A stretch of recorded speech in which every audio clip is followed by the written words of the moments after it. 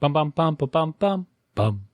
Welcome back, my friends, to BjjBrick Quick, the Jiu-Jitsu podcast that happens rather quickly. Today we're talking about overdoing things.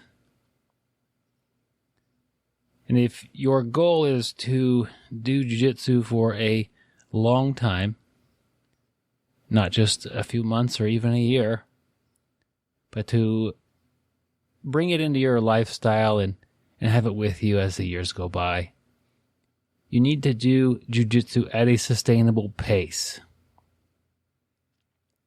Now, I realize that we have different seasons in our lives and our bodies react differently to the training that is jiu-jitsu. If you're able to train just once or twice a week, get in there and train that time. If you're able to train more, and I think training more than 5 times a week is a lot of training. If you're able to do that, then that's your option. But there are several things that might prevent you from training that much. It might just be your body can't handle that much trauma and that much just jiu-jitsu. It might be that you need to also work. Is it responsible to leave a full-time job and take a part-time job to pursue a hobby? It might be, depending on your life situations, but if you're one of or the primary breadwinner for the family, that might not be the best move for you in this time in your life. If you're going to school, and maybe it's summertime, and you're not going to school for the summer, maybe you amp it up. You see what you could do. Something I worry about with people who train a lot is I do feel they have a higher injury rate. And they should have a higher injury rate because they're training more. You know, you think maybe you get injured or so every X amount of hours on the mats.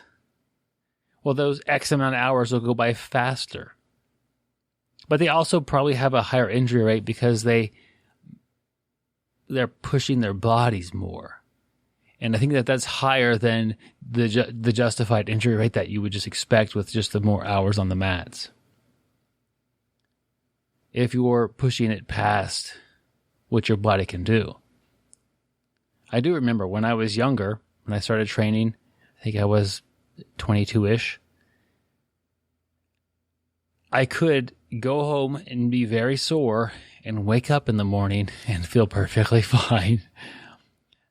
Now that I'm 41, that's not the case as much anymore. Certainly some things do feel better by morning, but oftentimes I feel a little bit sore. I try to train in a way that I'm not that sore when I come home, but I also enjoy the rigors of jiu-jitsu and that training that it is. I don't mean to tell you that you need to train, less or more, but just recognize where you're at and think about it, and don't just let it play out magically without any, direction. Be cognitive of how much you're training, if it's a good amount for your body. What are your goals?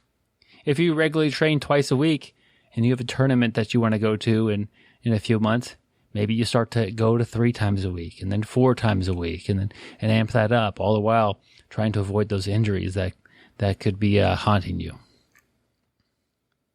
Are you overdoing things?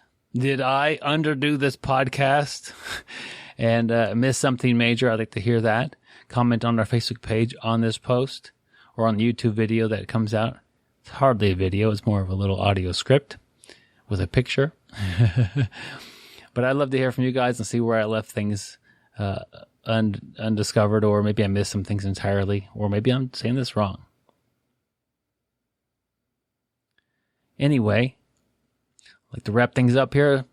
The BjjBrick podcast is Patreon supported. If you would like to help out the podcast, go to our Patreon page and support us there. These BjjBrick quick episodes are not Patreon supported just because there's so many of them. It's a bit overwhelming, I think, and I don't have anybody to support these. So that's where we're at with this now. We do have longer podcast episodes that come out about once a month. And if you enjoy this, those are also rather fun to listen to. Anyway, stay sweaty, my friends. Don't overdo it. And I'll catch you next time.